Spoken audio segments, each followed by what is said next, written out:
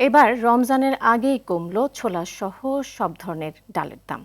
কয়েকদিনের ব্যবধানে ২০ টাকা কমে ছোলা বিক্রি হচ্ছে ১১০ টাকা কেজি দরে। অন্যান্য ডাল বিক্রি হচ্ছে ৭০ থেকে ১২০ টাকার মধ্যে। বাজারে এখনও সংকট কাটেনি সয়াবিন তেলের। বিক্রেতাদের দাবি, চাহিদার সামান্য তেল দিচ্ছে কোম্পানিগুলো। ২০ থেকে ৪০ টাকায় বিক্রি হচ্ছে শীতকালীন সবজি। দাম বেড়েছে ব্রয়লার মুরগি ও গরুর মাংসের।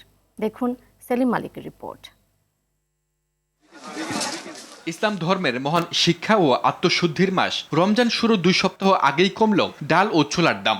সপ্তাহের ব্যবধানে পণ্যগুলোর দাম কমেছে গড়ে ২০ টাকা। ছোলা বুট ছিল ১২৫-৩০ টাকা, এখন ১১০ টাকা। যে খেসারি ডাল ছিল ১২০ টাকা, এখন ১১০ টাকা। যে মটর ডাল ছিল ৯০ টাকা, এখন ৭০ টাকা।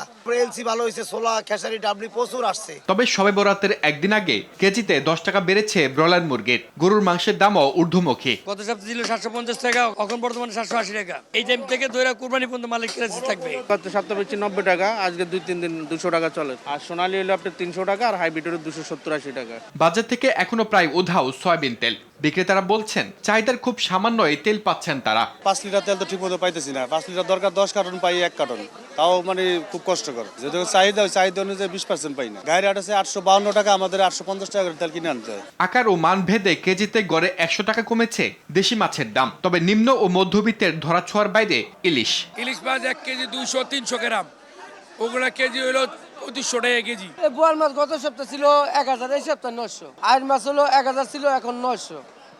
আপনার কই মাছ বেশি গত সপ্তাহ ১২০০ টাকা কেজি, এই সপ্তাহ ১০০০ টাকা কেজি। বছরের সবচেয়ে কম দামে বিক্রি হচ্ছে শীতকালীন সবজি। তবে অন্যান্য সবজির দাম বেশ চড়া।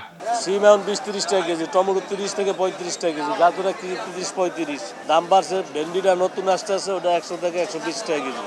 পটল ওটা না বললেই নয়, ২০০ টাকা কেজি পাইকারি। করলা লাম্বাটা ১০০ থেকে ১২০ টাকা কেজি।